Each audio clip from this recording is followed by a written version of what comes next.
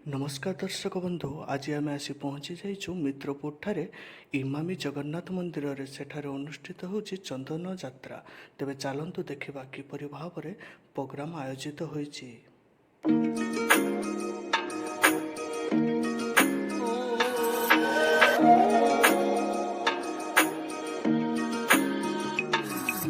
धीरे आसी पुणे पुनर्बार श्रीमंदिर को फेरिबे।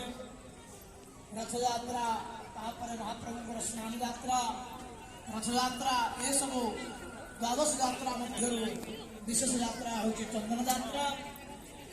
चंदन यात्रा महाप्रभु चंदन लागी हेबे।